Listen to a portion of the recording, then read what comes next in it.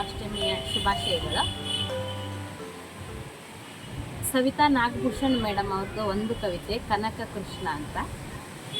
ಕನಕ ಕುರಿ ಕಾಯುತ್ತಿದ್ದ, ಕೃಷ್ಣ ದನ ಮೇಯಿಸುತ್ತಿದ್ದ, ಪರಿಚಯವಾಯಿತು ಹೆಚ್ಚೇನಿಲ್ಲ.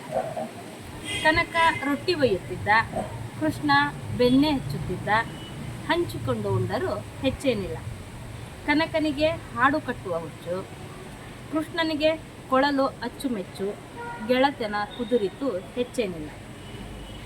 ಕನಕ ಬ್ಯಾ ಬ್ಯಾ ಎಂದು, ಕೃಷ್ಣ ಅಂಬಾ ಎಂದು, ಕಿರ್ ಕಿರ್ ಮುರ್ರ್ ಮುರ್ರ್ ಕೂಗು ಹಾಕಿ ಕೂಡಿ ಆಡಿ ನಲಿದರೂ ಹೆಚ್ಚೇನಿಲ್ಲ. ಕೃಷ್ಣ ಮಹಾತುಂಟ, ಹುಡುಗ, ತರಲೆ, ಜಗಳಗಂಟ. ಕನಕ ಅವನ ಭಂಟ, ನೆಂಟ, ಸರ್ವಸ್ವ. ಇಬ್ಬರು ಬದುಕಿ ಬಾಳಿದರು ಹೆಚ್ಚೇನಿಲ್ಲ.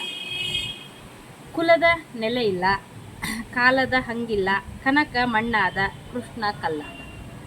ಇದೊಂದು ಕಲ್ಲು ಮಣ್ಣಿನ ಕತೆ, ಹೆಚ್ಚೇನಿಲ್ಲ. ಕನಕ ಕುರಿ ಕಾಯುತ್ತಿದ್ದ, ಕೃಷ್ಣ ದನ ಮೇಯಿಸುತ್ತಿದ್ದ.